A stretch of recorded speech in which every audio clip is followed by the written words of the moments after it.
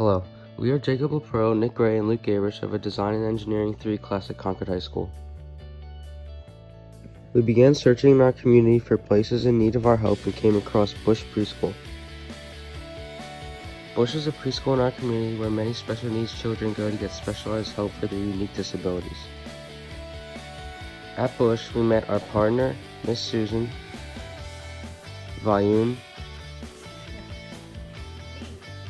Scarlett, and most importantly, Nyla.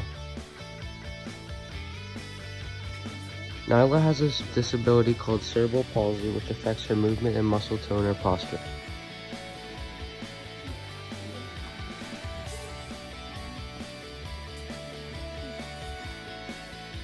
We learned about devices used at Bush called core boards and picture exchange communication systems, or PECs, that help the children learn how to make sentences and convey to the teachers what they want to do or where they want to go. Here, Nyla tells her teacher that she wants to watch a video using the PECs.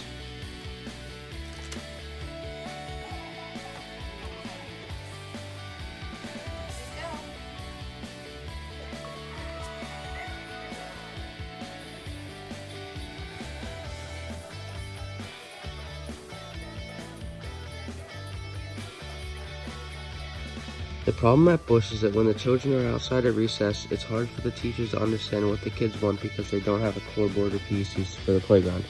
Many of the kids at Bush cannot speak, so the teachers usually have to guess what they want. We were asked to create a core board outside that can help the teachers understand what the kids want to do easier and without the teachers having to guess what the kids want to do.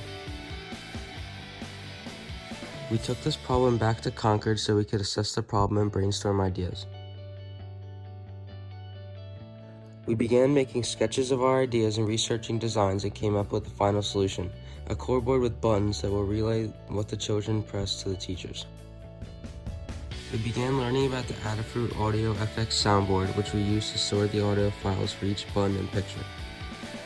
We also decided to use LiPo batteries, which can be recharged so that the teachers don't have to worry about changing batteries. We made a small prototype to prove that our idea would work, and we created our final design in a program called Onshape. We then began cutting our design using a shop block. After our project was finished cutting, we sanded it to make all the wood smooth so no children will get splinters. We began to assemble our board and added blocks on the back to stabilize each part. Once our board was assembled, we placed the pictures in their spots and used plexiglass to overtop each picture so that the pictures couldn't get damaged in the future. Then, we added our buttons to test the sound. We used Miss Susan's voice so that the children could recognize her voice and understand their core board better.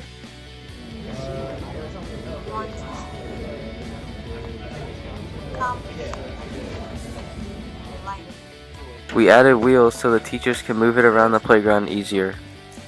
We then finished wiring all the sounds to each button and we were almost completed our project. We cut a hole in the back of the board so the teachers could open it easier. We added hinges and a latch so the teachers could easily access the back of the board. We used blocking techniques to make the screws not pop out so much so the children won't get hurt.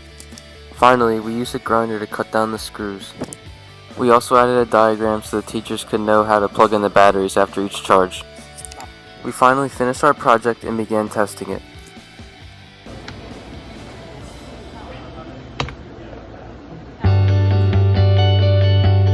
We would like to say a special thank you to Bush Preschool, Miss Susan, Nyla,